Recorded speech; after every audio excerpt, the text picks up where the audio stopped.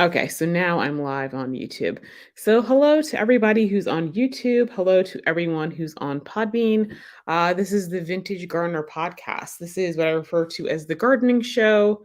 The garden party. So, this is the live call-in portion. So, tonight's topic is gardening Q&A. I have decided to do something different. I've decided to do it on a Tuesday simply because uh, people seem to have plans on Friday night. There is a live stream on Wednesday for somebody, and I think somebody else does a live stream on Thursday. So I didn't want to start taking people away from other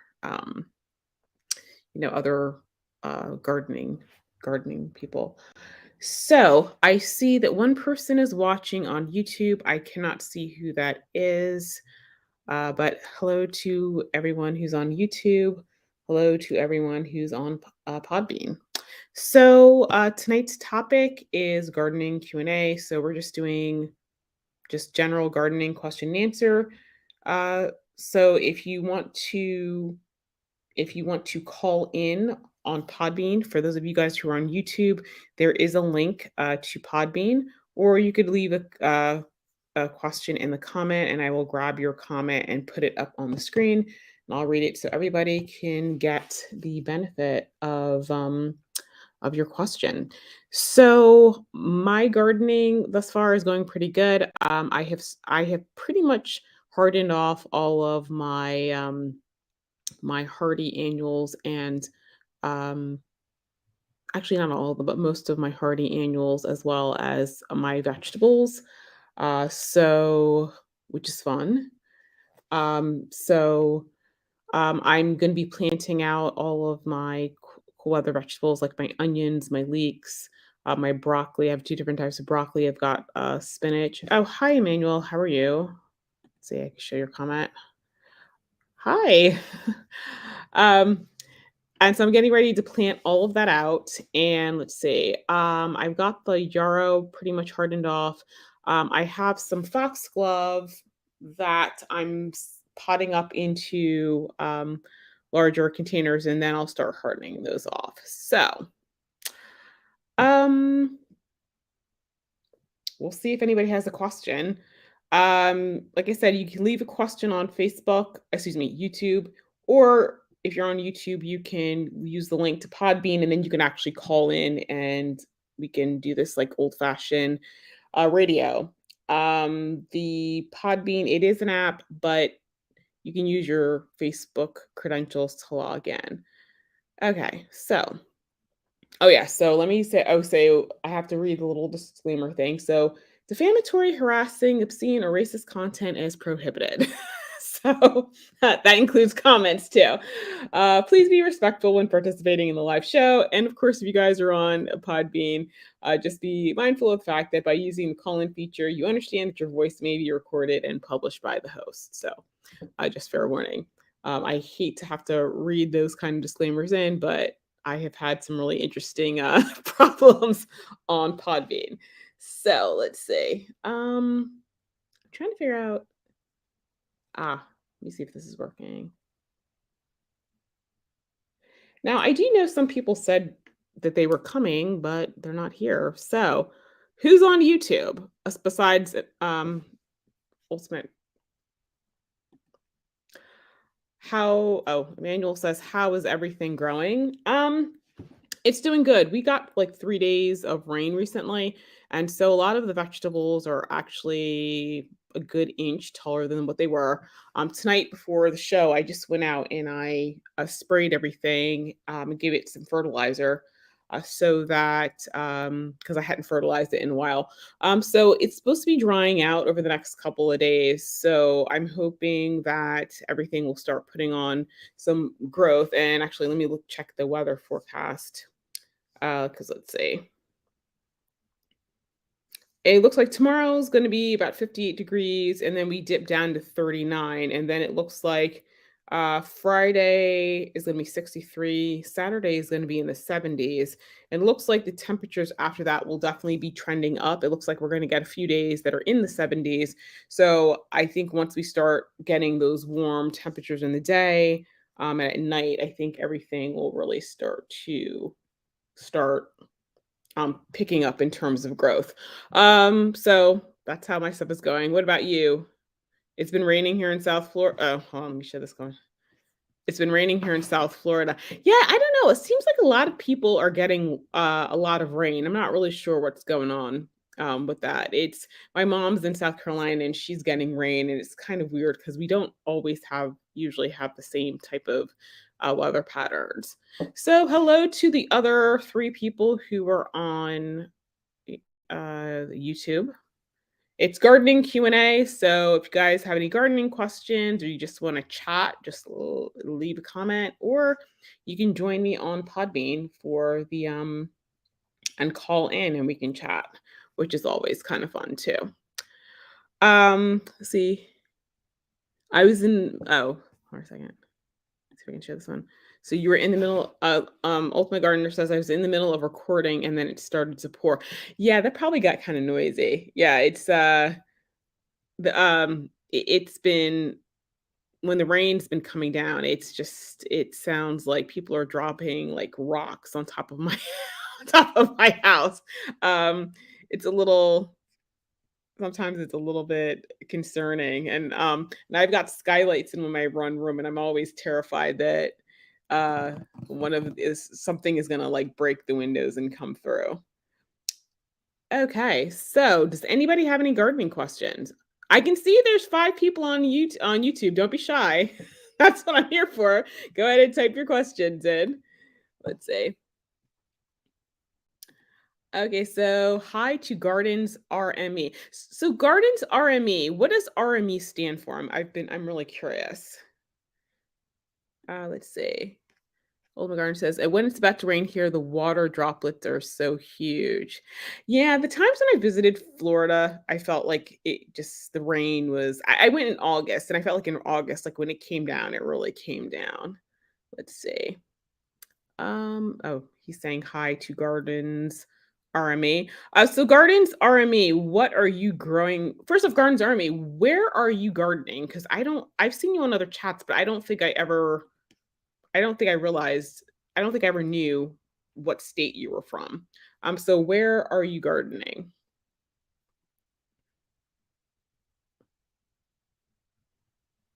Okay. And I'm waiting for I'm waiting for a response. That's the thing it's so weird about like YouTube lives is that people have to type. Okay, so Garden Ultimate Garden said people loved our episode. Oh, did they? Oh, well, I'm glad people liked it. I did share it. One of your friends, he's with the guy, I think it's the organic gardener, who's from California, and I are gonna do a podcast soon. And let's see. Gardens RME says, how are your Lizanthus doing? Gardens. Oh, okay, and actually it's Gardens Army, like Gardens Army. Oh, okay, and now that okay, I see it now. Gardens Army. Okay, cool. My Lysianthus are doing very well. They are getting big. Some of them are about like, about this big around. And so they're putting on some root growth. I am starting to see the roots come out the bottom. I've been fertilizing. I don't know. I don't know. It's You know what? I know what the issue is. I didn't start them as early as I did last year. I think last year, if I remember correctly, when I started them, I want to say it was a couple days after Christmas. This year, I started them later. So now that I think about it, that's why mine were further along. I mean, they'll be fine. I'm going to put them out this weekend. I've hardened them off. They're outside. A couple nights ago, the temperatures dipped into the 30s. Now, tonight, the temperature is supposed to get kind of cool. I'll see how it looks around 10 o'clock. I do have some 8-degree frost cloth. So if I think there's a possibility that it may go to freezing, I'm going to run outside and cover them because I don't want them to freeze. So they're doing well. So I'm ready to plant them out this weekend and we will see how it's going. So let's see. Okay, so you're gardening Massachusetts, so you're 6B. Okay, when's your last frost date? And she says, "Oh, you can call me Bev." Okay, so Bev. Bev.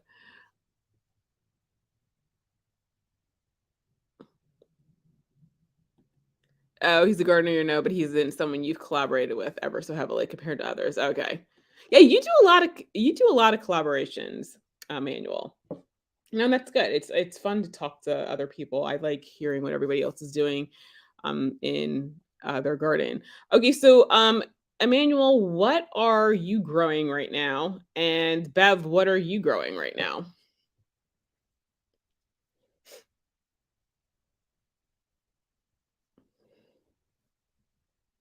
Oh, and just so you guys know, like I'm sitting here doing this. Let me see if I can show you the pooch. He's every time I do anything, he likes to crawl behind me. Thankfully, he's sleeping, but and he's not barking. But I took him out for a nice long walk before we got here. Let me see. I'm using StreamYard to do this, and there is, let's see, hang on.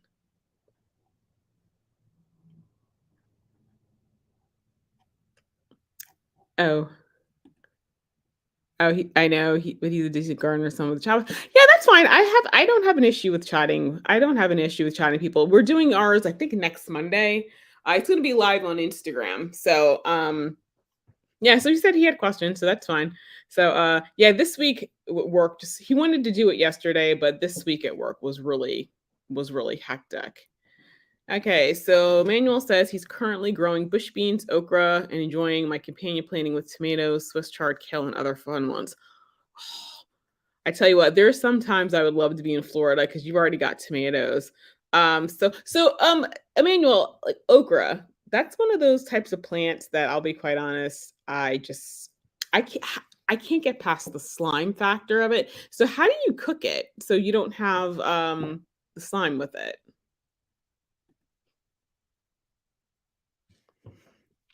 And let's see, spotlight layout. Okay, let me see. I'm just gonna play with some of the features on here. Let's see. Bubble, classic. Ah, okay. So Brooke block. Oh, okay. And private chat. Let's see. Oh, banners. Says I could do a banner. Okay. Click a banner to show it on the screen. Okay, let's see. Do I have a banner? Oh, okay. Um just pushing buttons here.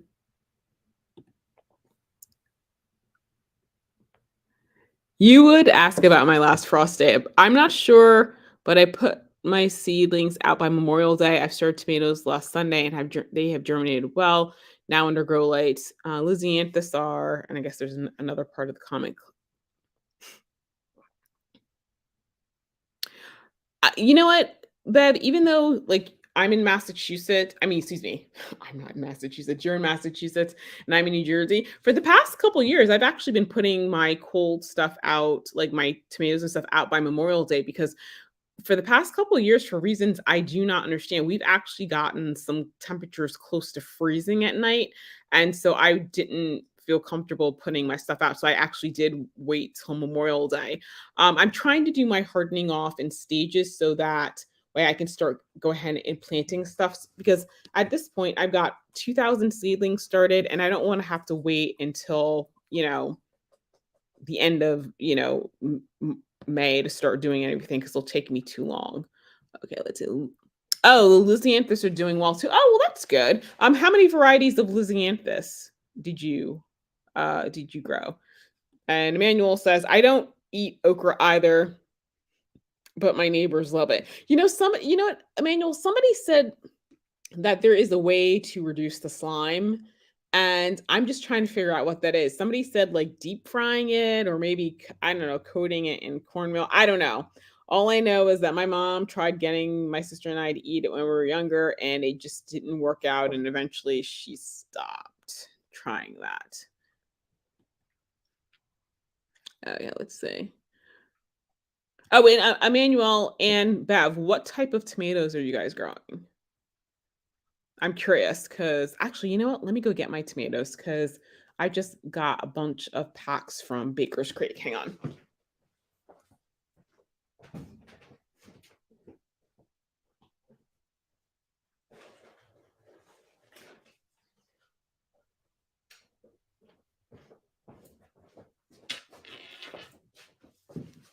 Okay, so these are some of the new ones that I got.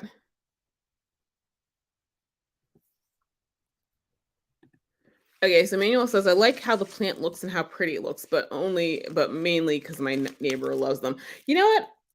I'm gonna have to look at to see what an okra plant looks like because I don't know.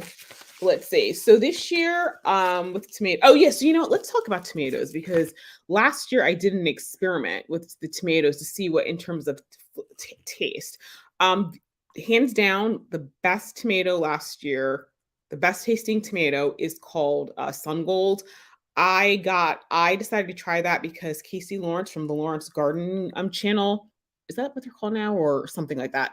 Um she said that's her husband's favorite and they would talk about it so much that I was like I have to grow it. It's sweet, and if you get it when it's super ripe, it actually has a light peach flavor. So that was hands down my favorite. So got some seeds for that. So Manuel says, right now I'm growing Roma tomatoes and celebrity tomatoes. I might try other varieties soon. Okay. Yeah, so what I found with the tomatoes is that if I'm going to be eating them raw, then I like tomatoes with a higher sugar content. If I'm going to be putting them in like, sauces or anything, it's not that the flavor doesn't matter, but I'm not eating it raw. So that's my whole thing. So one that I'm doing again this year is the white currant tomato. This is slightly sweet. To be quite honest, it didn't have a real tomato flavor for me. It really did taste more like a currant. And so this year, one of the things I want to do with this is I want to try making a tomato jam to go on some burgers. Um, so yeah, and this is a tiny, like I don't know if you can tell in the picture, but this is a tiny tomato. It's about an inch. Actually, I don't even think it was really an inch across. It was really great, wonderful for snacking on something while you're in the garden. This year I'm trying a new one. It's called Tomato Jersey Devil. Oh, and in case you guys are wondering, the white currant tomato is a let's see. I think this one is indeterminate. I'm gonna have to look because I can't remember. Um, yeah, it was indeterminate because it just kept fruiting.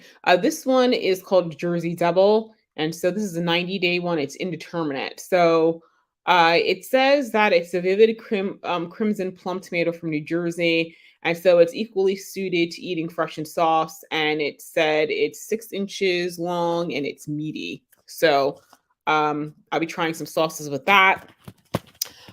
This is another one I'm going to retry again. It's called Sar Rolwa, and it is bicolored.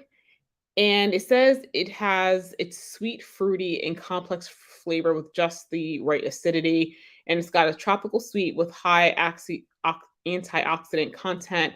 And it's a large beefsteak fruit averaging 10 to 20 ounces. And it was the winner of the 2020 taste test. I mean, I did sprout a lot of these, and I'm trying to remember what happened. I know I gave a lot of plants away and the tags fell off. So I think what ended up happening is I didn't save any for myself. So that's the problem. So let's see. Emmanuel is saying, I tired. I guess you're probably saying I tried growing Italian iced cherry tomatoes, but never succeeded at it. I'm gonna try again though. And P.S. they're a white tomato. Oh, okay. I haven't heard of that one. But you know what?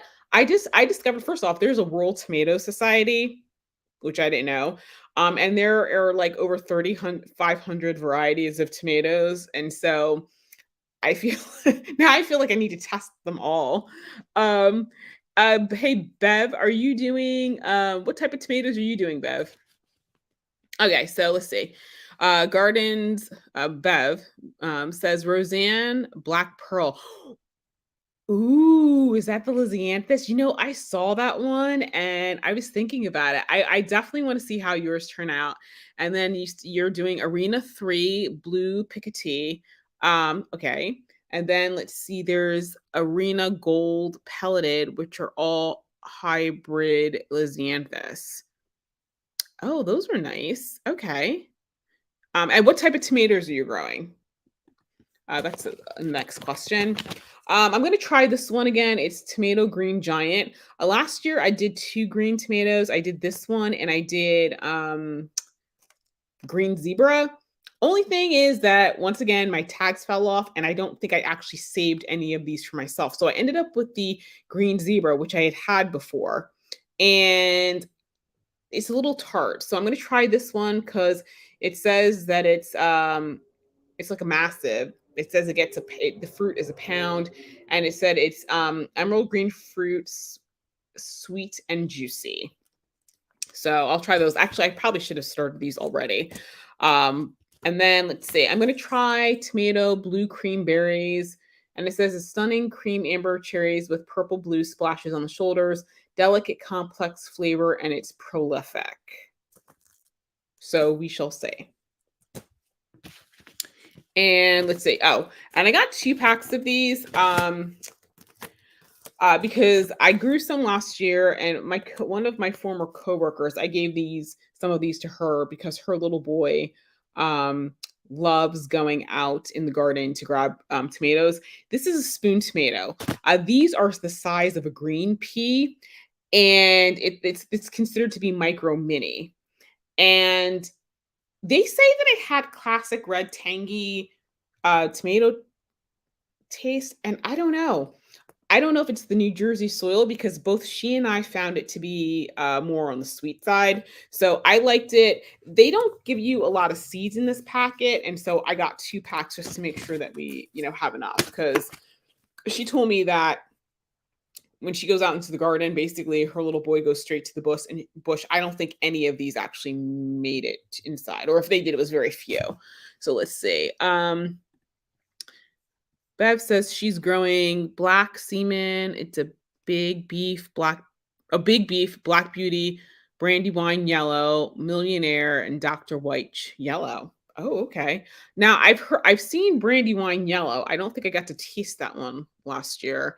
Black beauty. I think I've seen that one. I've never heard of the Dr. White yellow, and I don't think I've seen okay, the big beef. And then Bev says she's also growing some cherry tomatoes, too, red and yellow. Okay. Bev, are you doing any green tomatoes?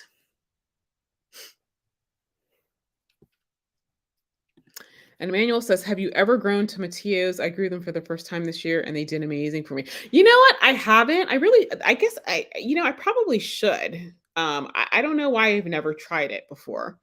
I probably should try some tomatillos. But you know what? I don't even know where I'm gonna put all this stuff. That's the problem. Like, I start getting seeds and I start trying things. The next thing I know, I end up with 3,000 plants, and I'm like, oh my goodness, what am I supposed to do with this? Um, it gets a little bit insane. And I'm trying to think. I feel like I'm missing some tomato seeds. Let's see. And okay, so Gardens Army, Bev says she gets her seeds from Baker's Creek and MI Garden or purchases no green tomatoes. Okay. You know what? Obviously you can see I get my stuff from Baker's Creek. I have never gotten anything from the MI Gardener, and he seems to have quite a selection. How have you purchased from him before, and how did you find the seeds? Let me grab my other seeds over there because I think the rest of the tomatoes seeds are over there.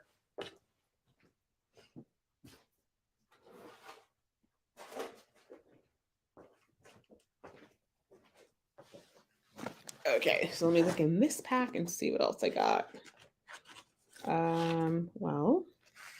Okay, so I have this one by Hudson. It's called Goldie Tomato. Okay, and so this one is supposed to be, it's an heirloom that says tomato perfection, sweet golden flesh, melt in your mouth texture, start early. Huh.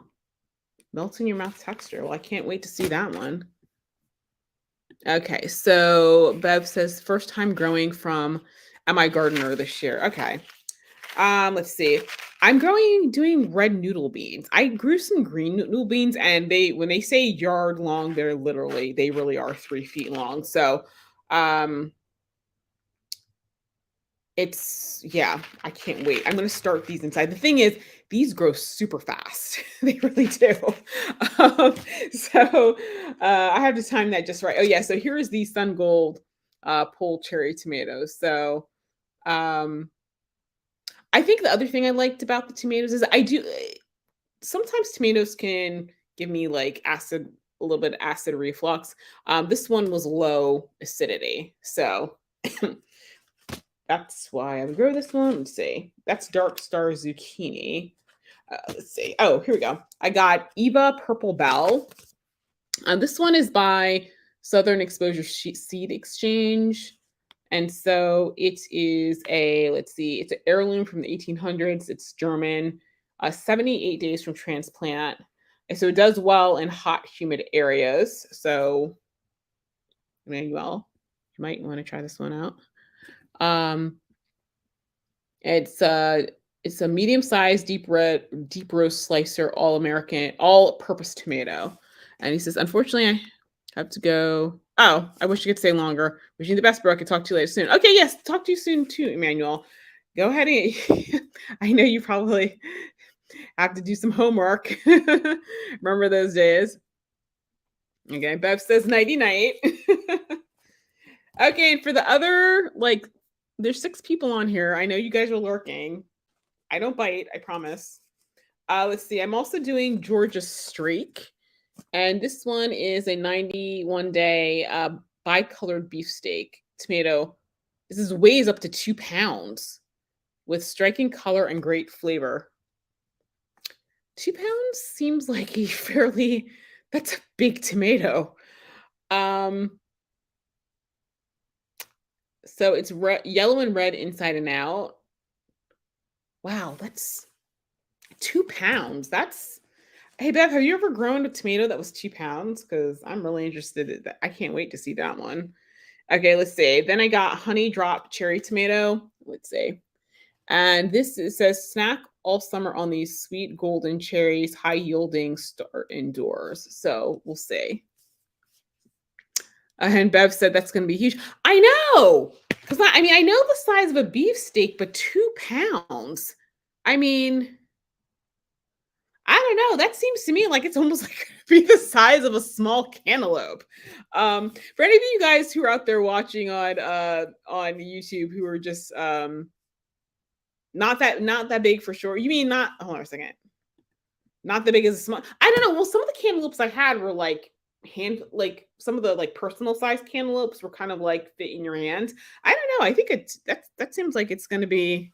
I don't know. That seems like it's going to be really big. So I will let you know how that is. I'm going to have to figure out how to support that because if it's got fruit that big, I'm definitely going to have to trellis that one. I just have to make sure that the trellis is really substantial because that seems like it would pull over something.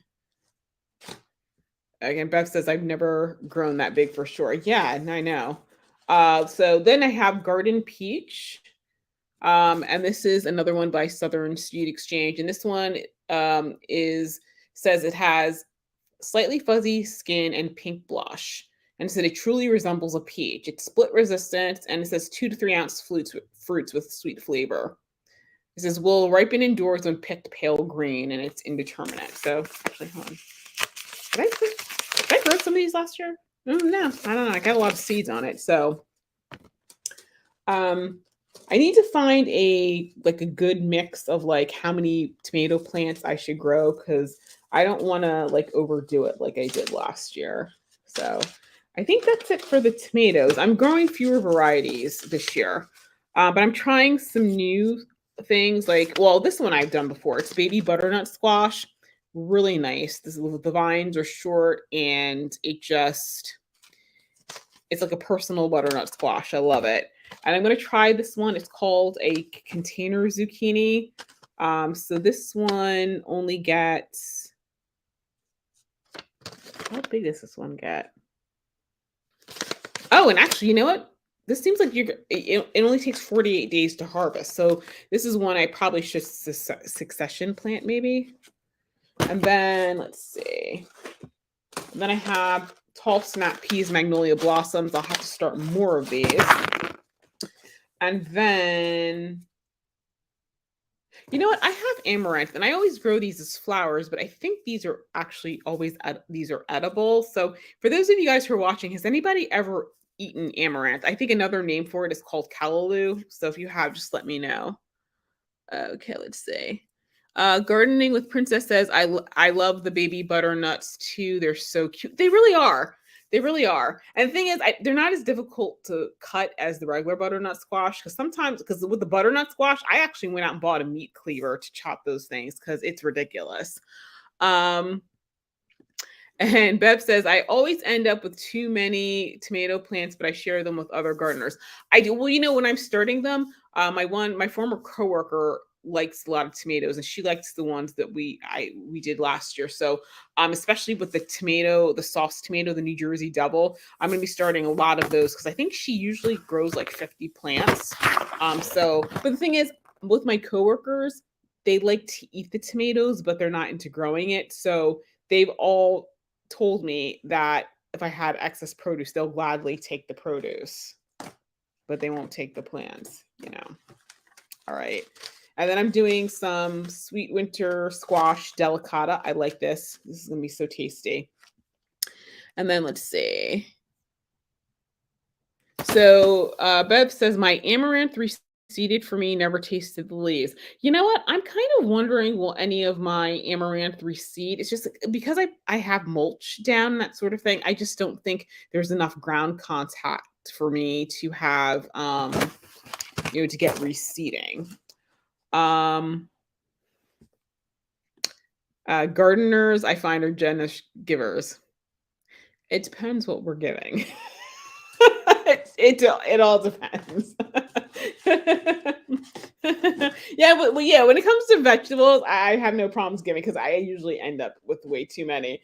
But yeah, some of the plants that there have been people who've contacted me about wanting some of my plants, and they're like, they always pick stuff that I'm like, no, I'm not giving that up. And this one man wanted me to literally last year he stopped by. He wanted me to dig up some of my bearded irises and give it to him, and I'm like, I don't even know you. Like, no, no, yeah, no, I didn't do that.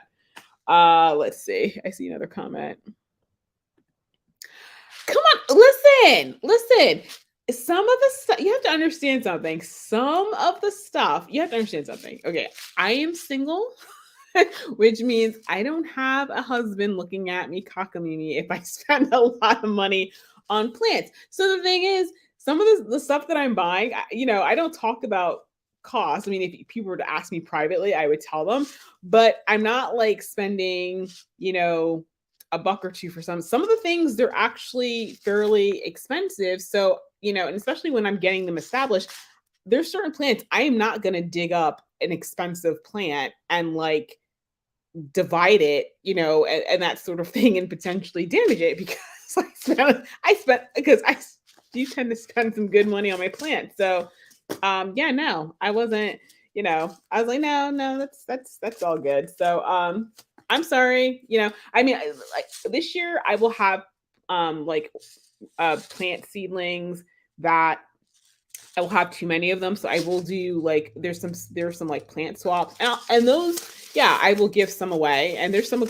gardeners who want to do like cut flowers this year, and I told them I would have too many, and I would gladly share. But but for like last year, this person, and I won't mention their name, but I tried starting some peonies from seed, and they saw me buying peonies, and they kind of made a really snotty comment asking, like, well, can't they have this? And I don't see why you're buying additional peonies. And I'm like, well, number one, it's my money. I can do what I like.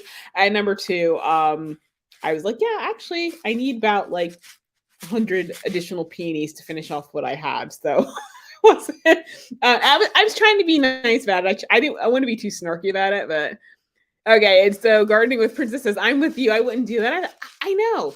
I mean, I know. It's just, I don't know. I guess I've always been very conscious of the fact that, you know, you know, everybody has different budgets, and I totally understand that. And if people offer things, that's one thing, but I don't go around asking people for stuff because that, that's their money. That's what they worked for. And I don't feel entitled to ask people to give me to give me things. If I really see something I like, I mean, I'll ask them where they got it, and if they're, I may offer to purchase it from them because I don't think there's anything wrong with that. But I don't send snotty messages saying, well, you started all these seeds and you're buying additional peonies, so why can't I have some of your seedlings? Like, dude, go get like, no, don't come at me like that. And so Bev says that makes sense too. And then Harry Hum says, I'm hanging out. Oh, hi, Harry. He said, I'm hanging out for a second. You're interesting. If only you knew. I tried B. I tried B. Fun. Um, and Bev says, LOL, gotcha. Yeah. So, so guys, anyway, so this year I'm doing a zinnia experiment. Um, Back when I first bought Wildfell Manor, and for those of you guys who are joining me for the first time, I have a Victorian farmhouse that was built in 1840, and so I named it Wildfell Manor because I'm weird like that. And I like naming my houses. I named my last house Wildleaf Cottage. So I don't know. You know what? Wildleaf Cottage, now Wildfell Manor. I have a thing about the name Wilds. But anyway, so it's Wildfell Manor. In 2020, which is when lockdown happened, I did zinnias. And hold on a second. Harry says, well, you're talking about gardening, so I'm listening. I'm not a gardener, but it says vintage in your channel. Yeah, well, Harry, the reason that I call myself the vintage gardener is because I like old-fashioned plants. I'm very much into, I like plants that are pretty much, no muss, no fuss. You like put them in the ground and they just do their thing. A lot of old-fashioned plants either require moderate soil. A lot of them can even handle, poor soil. You don't have to fertilize them to death. You don't have to constantly, I don't know. I find with old-fashioned plants, you basically put them in the ground and you give them some water and they pretty much just take off and they're big and beautiful. And that's kind of what I like. I also do like more like a vintage style gardens. I'm not like a fan of the American landscaping thing where everybody just like puts flower beds around their trees and whatnot. I'm more interested in like European style or even some of the old fashioned styles. Like for example, I have a parterre garden. The next garden section we're going to do, I think I'm actually going to try like a new age, like not new age, like a gilded age style garden. So we'll see how that all works out. I would like to have maybe I'll combine that with a sculpture garden because I've been eyeing these four season statues and that's what I absolutely would love to do. So that's what I'm thinking about doing, but that's why I call myself the vintage gardener. And on top of that, I'm renovating my 1840 Victorian house, and so I'm kind of going for a more old-fashioned yet modern kind of look, if that makes sense. But in 2020, I tried growing some of the Cinderella zinnias, and I did not have. So I had success because the plants, bloomed. But the Cinderella series, everybody gets them because they're a cupcake zinnia. They have that big fluffy head. The problem is that only like 25% of them actually have that fluffy head. So I ended up with a lot of singles. The other thing is that I was using irrigation, but I didn't have enough lines run because where I put the zinnias, that section of my yard, for whatever reason, is really sandy. And I should have put some compost. Actually, you know what? I probably need to put some compost out there now. But I've been researching it, and so I found some zinnias that I think are going to have those cupcake heads or like the scabiosa heads. So I'll show you which ones those are. And the thing is, I want to do a head-to-head competition, so I want to see which one has the best cupcake head. Zinnia Yoga Mix, that's not one that has a cupcake head. I got these because when I was at Longwood last year, they had the Yoga Mix zinnias. And guys, these zinnias and I'm trying to think, I went in July. By July, their zinnias were like well, I'm 5'4". They were taller than me. These things got close to like 6 feet tall, and they were multi-branching. They're absolutely beautiful. So I'm trying that. And basically, I'm going to seed save from these whatever colors I really like. But the head-to-head zinnia competition, let's see. We're going to go. Bev says, love me some zinnias. Who doesn't love zinnias? And they'll see Supreme Family Garden. Hello. Good evening to you. So the first one is the zinnia candy mix. And in case you guys was wondering, I got it from GeoSeeds. So we'll see what percentage of these are actually the scabiosa heads. And then they have a cupcake mix. And I thought the cupcakes and the Zinderellas were kind of the same thing, but apparently they're not.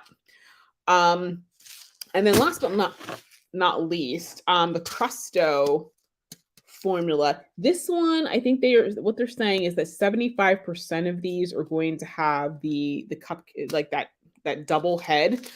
So these are what I'm going to be testing out. So all of these are mixes. So I will most likely be growing them in the promenade garden. And for those of you guys who are joining me, the promenade gardens are the 8-foot wide flower beds that are flanking my driveway. And the color scheme in there is white, pink, purple, and red.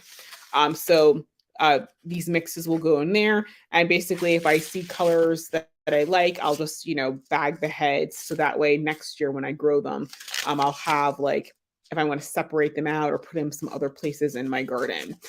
So that is what I'm doing for that. Let's see. I did pick up some other zinnias. Renee's garden had Moulin Rouge zinnia, so I thought that would be kind of cool. I'm doing another Benares Giant. I'm doing the Dahlia. It's called the Blue Point Lime. I'm not really sure.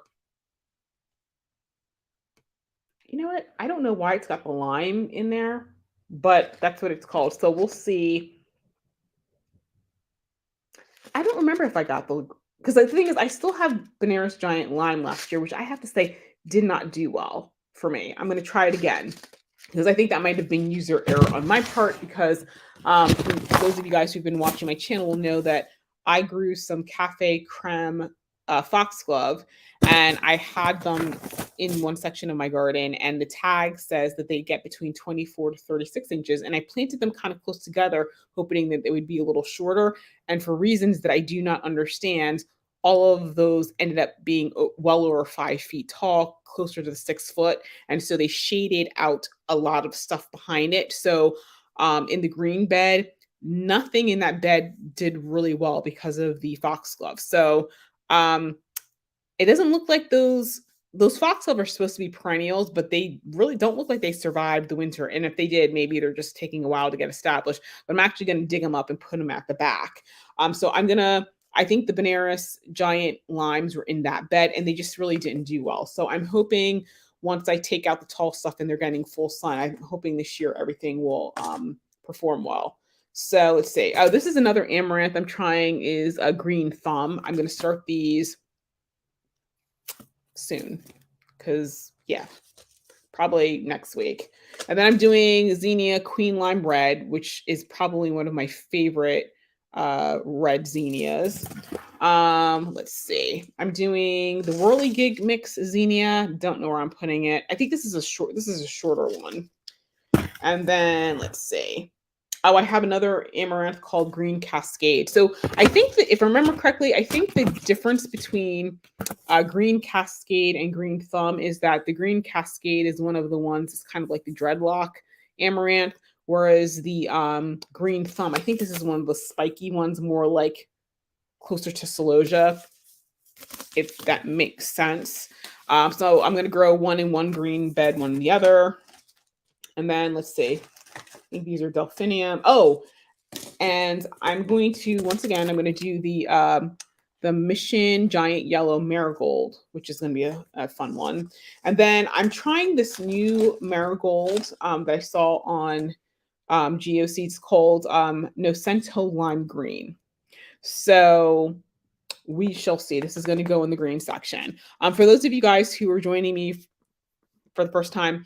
Directly in front of my house, I have what's called a parterre garden, and there's kind of like three sections. So the outer section, which I refer to as the perimeter garden, I'm doing a color wheel. And so I've got it broken up into pink, red, orange, yellow, green, blue, purple, and white. And so basically, I color block all of the flowers. And so it's been obviously a struggle trying to find plants that have green flowers. And I have found some. I found a lot. There are only a couple of things that are perennial, like the green wizard rudbeckia. Most of them are annuals, but I'm enjoying the search. And then the next section is what I refer to as the middle garden. And those are kind of like more traditional, like blended colors. And then I have a 10 by 10 fountain in the center. And maybe I should show you guys a picture. And then around the fountains, I have four triangular shaped beds. And I refer to those beds, they're memorial gardens. And so I have one dedicated to each of my grandparents, and I'm planting them up according to the language of flowers. And I'm trying to see if I have a video. Actually, you know what? This might be just a quick one can show you guys. So you guys, I think I'm just is it time elapse? Yes, I think it's just a time elapse video. Okay, yeah, it's a time elapse video, so I can show you guys this one. Let's see if I remember how to present. Oh, share screen. Let's see. Okay, here we go. Yay, it works. So this is the parterre garden that I'm cleaning out, and this is one of the middle bed sections. So that's what I'm referring to. Let's see. Okay, so Harry says, did you say Longwood Gardens like in Pennsylvania? Yes, I did say Longwood Gardens like in Pennsylvania. Yeah, I am a member of Longwood Garden. And so actually this past Saturday, I went the first time this year, which is kind of surprising because I would say probably like once or twice a month. So I'm going back to the Longwood area this Saturday because this one antique shop that I like to go to is having a yard sale. And so and I've been buying oil paintings. That is, I'm not necessarily a fan of prints. I've always liked oil paintings, but I thought that they were way too expensive. But I'm not sure how it happened, but I went to an antique store and I saw some oil paintings that were inexpensively priced. And so in this area, at least, there's a lot of places where you can get oil paintings, that are, anywhere from like $28 to a couple $100, but it's a lot. So that's right there is a still life. I got that one in New Hope, Pennsylvania. And as I'm turning, hang on, that one, I don't even remember where I got that one from. I think it was in Pennsylvania. And then you can see the one in the hallway. That's the place I got in Mount Holly. And then this big one, let me see if I can show you this big one right here. I went to a food truck festival in my town, and there's this little like thrift shop, and they had that in there. I probably have like 20 oil paintings. And I think one day I probably should do like an oil painting tour. I have not hung them all because I have to put up what's referred to as picture rail molding because my house still has the original plaster and I don't want to drill into it. So I do have some picture rail molding up, and I've gotten the hooks and everything, and so I'm starting to hang everything because I'm kind of going for like a gallery look. So that's what I'm doing. I also have some paint samples for the next bedroom that I'm going to decorate, and it's I have way too much. I like having projects, and right now, I need to cut it down. Okay. So Harry says, I live in Delaware, and I'm originally from South Jersey, Salem County. Hello, neighbor. Hi. Oh, wow. Okay. Salem County. I know where that is. I've on occasion gone to Salem County Court. It's pretty interesting. So, you know what? I just got membership. Winter. Is it Winterthur? Winterthur? Yeah. I'm part of the Hardy Plant Society. We just had a silent auction, And that's what I did. And I did not get the honey roasted baptisia that I wanted, but I did get some tuber roses, and I got, I think, 2 season passes to, Winter Thur. So I'm looking forward to, because I've seen it and I've never gone, and I especially wanna go during Christmas so that I can see so I can see their dried flower trees. So Harry, have you ever been to Winter Thur, and what did you think?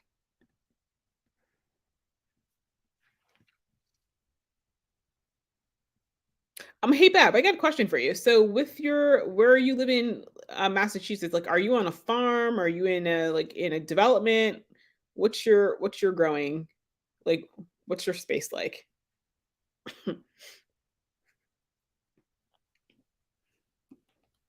And nobody is calling in with questions, let's say, on Podbean.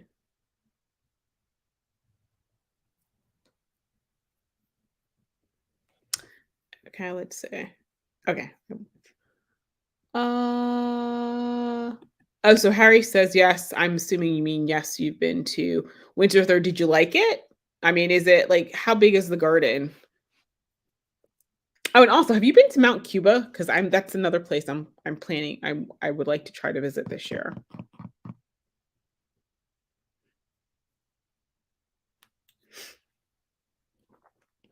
Oh, and you know what, guys? I got this one dahlia from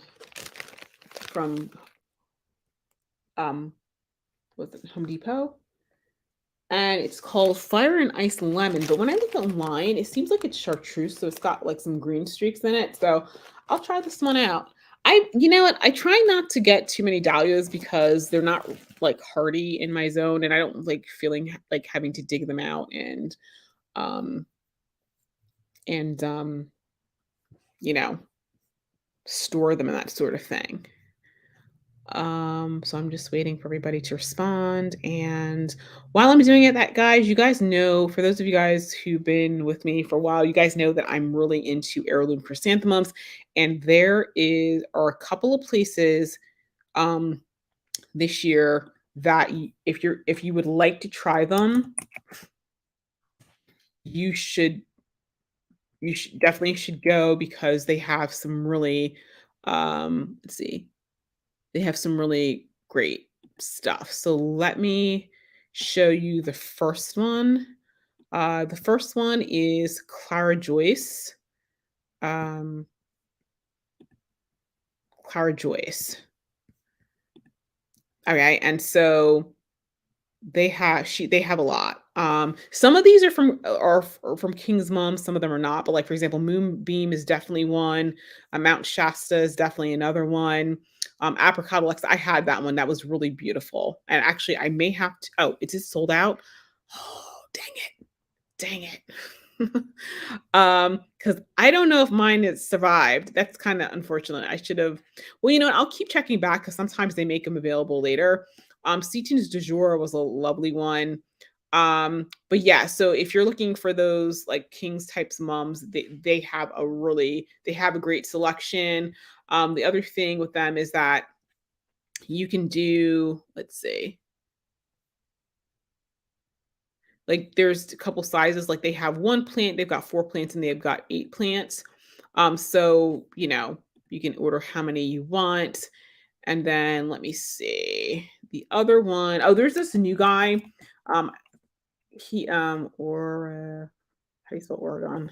Oh, here we go. Oregon Chrysanthemum Hosta. He's a member of I think the Seattle Chrysanthemum group.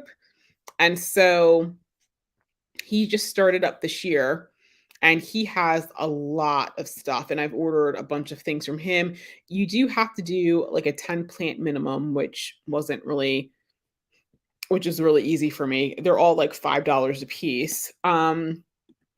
And so I think he's going to be shipping his in June, I think. So I'm looking forward to getting these. Actually, you know what? I ordered this one, Zerester's Ovation. So I can't wait. That's going to be so beautiful. And the last place that I've been getting stuff from is Harmony Harvest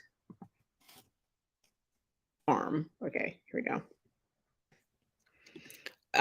They went to somebody in Oregon and whoever they went, like, I think it was an older person who was like, I guess, downsizing their stock or something. And so they took all kinds of cuttings. And so now they're, oh, wait a minute. Yeah. So now they're making them available. So I got a couple of the boxes. It's going to be a surprise. I did ask them whether or not they were going to get to the point where they were going to make individual cultivars available where you could buy specifically what you want. And they said that was the plan. Okay, so Moira is a beautiful one. Mocha is probably one of my favorite.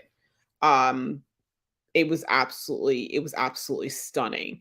So ooh, oh, is this the rest?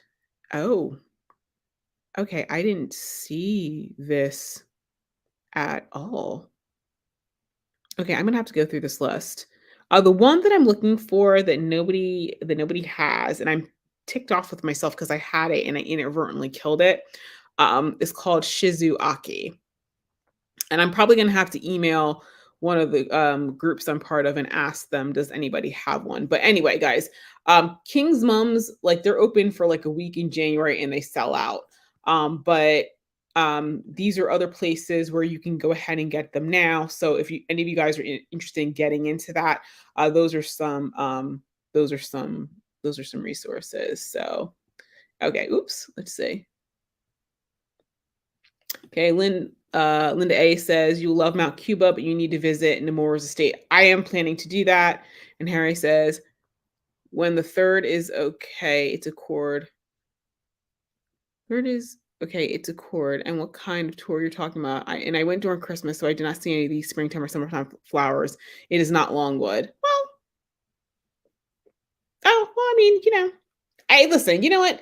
Longwood has its appeal, but there's other gardens, like for example, Chanticleer Garden. If you ever get to see that, that's absolutely beautiful. It's very like, I think the thing I liked about Chanticleer is that a home gardener could easily recreate that look because they use a lot of commonly found flowers. It was gorgeous.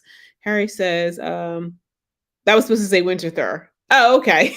Oh, okay. When the third. Okay. Okay. No, that's fine. It says Mount Cuba is awesome and has a hiking trail and they have entertainment. Keep an eye on the calendar for when they have music and food trucks. Ooh, I like food trucks. And Bev says, I wish I had a farm. Ha, I live in the suburbs surrounded by woods. I have a large front and backyard. Yeah, you know what, Bev, I'm gonna get my farm.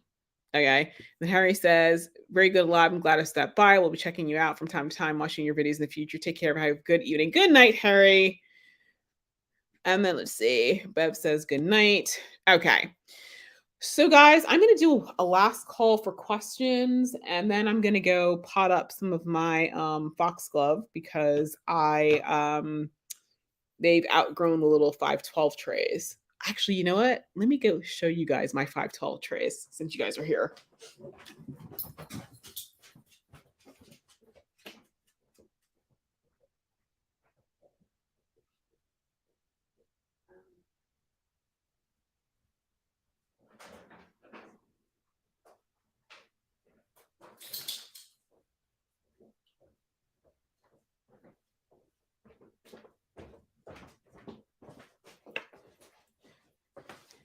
Okay, guys, so I bought you a couple of things. Okay, so guys, these are 512 trays. And the reason they're called 512 trays is because as you can see, there's like tiny holes. It's 512 of them. So these are the little seedlings I have left. So I've got a couple rows left of Cafe Creme, and then I've got some stock. These are Apricot Beauty, Foxglove, more stock, and this is Sapoglossus. So the Sapoglossus had a little bit of a setback because they got frost touched. But guys, look at the roots on these babies. Can you see that? Those are all of the roots. So we've got some great root development. So I'm looking forward to getting them into bigger trays tonight. And then other thing I'm proud of is my Crospedia. This is kind of pretty much hardened off. Before I started hardening off, when they were growing inside, they're kind of a little bit more delicate. These little leaves were very kind of like thin and very just floppy and delicate. And so they've been outside every day for a couple of weeks. They're much taller. and the leaves feel so much better and so much more substantial. And then last but not least, this is the root system on them, guys. Can you guys see that? Yeah. So this is the root system. So I'm actually I didn't fertilize them. I'm going to fertilize them tonight. Um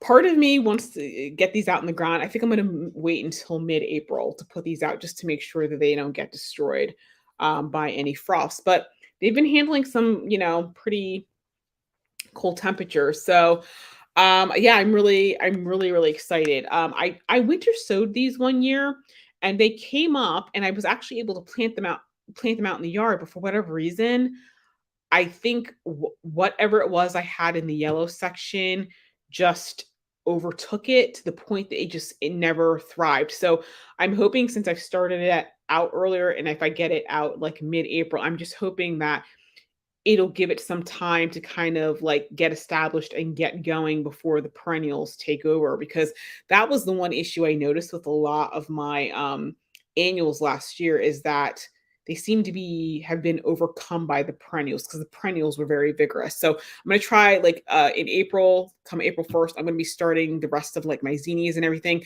because by the time I put them out, which is probably going to be like Memorial Day weekend, I want them to be of a size that they can hold their own against the perennials, because I can't have happen what I did last year. So Bev said, my dream is for a farm. Yeah, me too. And not to mention, because I do want to grow stuff. I can't do it here in my current location, because I just can't. So Bev says, "Wow, looking great and healthy." I this year I did much better with fertilization. Basically, with my water containers, I have one that just has water in it, and then I have another that just has the fertilizer in it. I'm gonna get a third mister, and I'm using the battery operated ones, much nicer.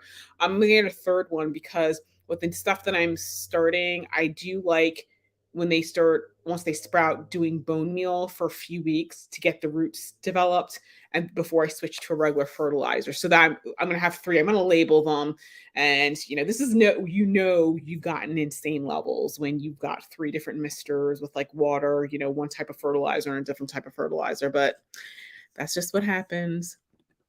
Okay, so Urinator says, can I ask a question here? Yeah, you can ask a question here, Nate. Yuri. Oh, and then we have somebody on whatchamacallit, on Podbean. So it's the original players. Hi there. Okay, didn't see you over there. Let's say.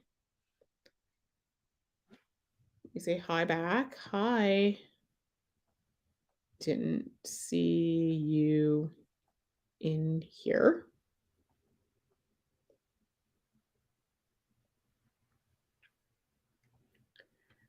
Do you have a gardening question?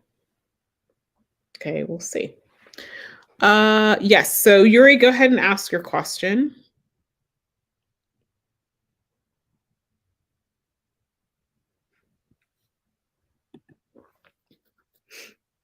Okay, let's see.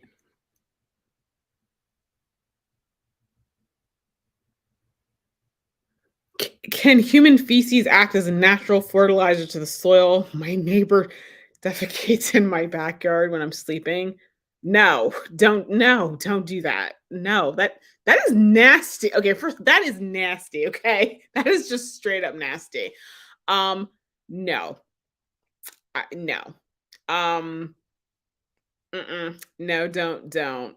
Yeah, because the thing is, I don't know, people can have all kinds of bacteria and whatnot in their stuff, like, and especially if you're doing stuff that's like edible, yeah, no, just don't. And yeah, you need to do something about that, 'cause that is that is just gross. And I am truly sorry if that's what you're experiencing.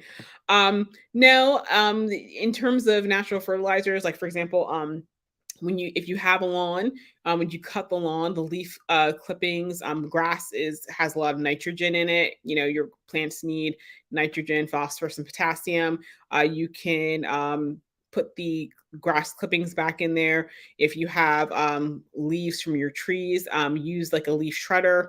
Black and Decker has one. I just purchased one by Craftsman. It'll shred the leaves. Don't put whole leaves in there because it can smother stuff that's down there. But if you use like a leaf shredder, you can compost that back in the soil. If you're using just mulch, mulch does break down over time into the soil. I'm trying to think. You can buy bagged compost. Um, in terms of like animal poop to use, like, most places have like aged cow manure and aged like horse manure. Don't use it fresh because it's way too hot and it'll burn. I know people use rabbit droppings. I think rabbit droppings are not hot. Chicken, I don't remember if you have to let chicken mature before you use it. But yeah, no, nothing with humans. Like, just like I said, it's typically what you're going to see is people using rabbits, chicken, cow, and horse. Oh, you know what? I do know somebody who uses alpaca, and I think that's not hot too. Um, and yours is, thanks. I'll keep that in mind. Yes, please. Yeah, please.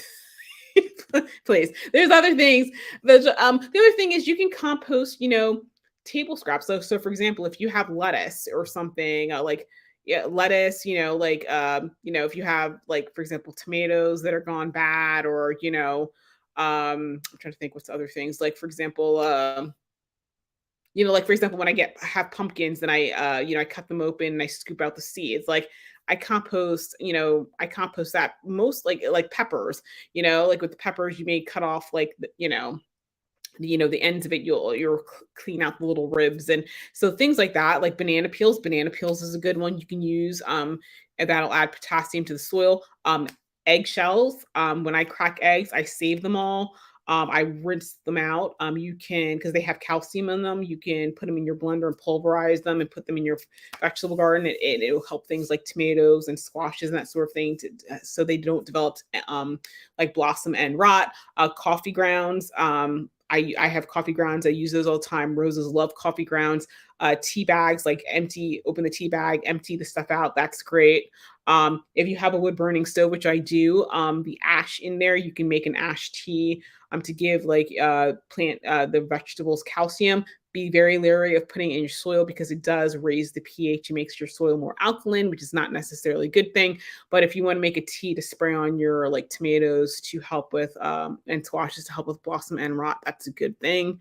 And Yuri says, I will try the compost idea. Sounds very sustainable as well. Yeah, I mean, it's going to help you cut down on the waste. The other thing is that if you can, like, I've never done a hot compost. I know a lot of people do, and there's somebody on here, the Ever Hopeful Garden. She does a lot of hot compost.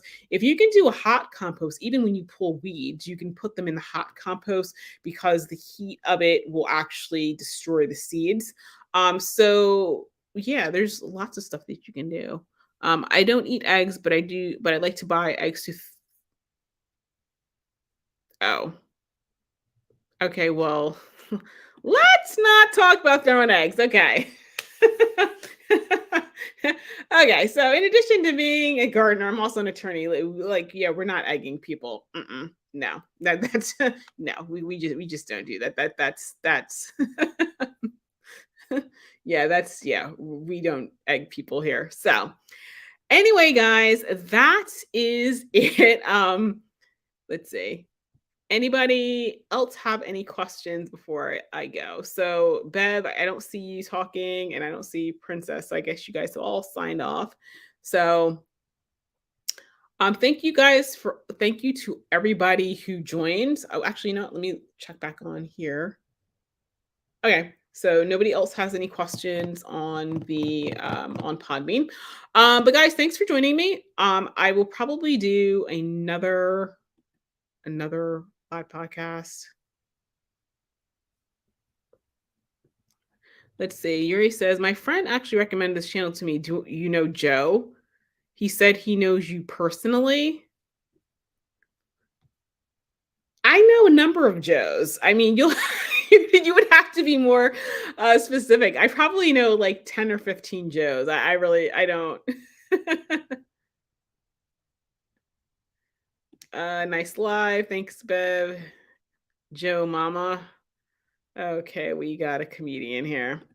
Okay, so have a good evening. Yeah, so guys, thanks. Have a good evening. Um, as you guys know, I'm also on Instagram. I'm fairly active on there. So if you come up with other gardening questions after we've signed off, you can always ask. I probably will be posting today's Tuesday, so I'll probably be posting a video Wednesday night. It's the next section of my seed starting, and I have a couple other videos to go, and then I will do more seed starting because I'm starting some new stuff, and I am also getting additional stock tanks for the vegetable garden. So that's something, I'll be showing you guys how I set that up because I've got to run irrigation and that sort of thing. So lots of gardening projects that are coming up, and, you know, so stay tuned. And of course, there'll be plenty of garden tours. So if you guys have not hit that subscribe button, go ahead and do so. But anyway, I will see you guys later.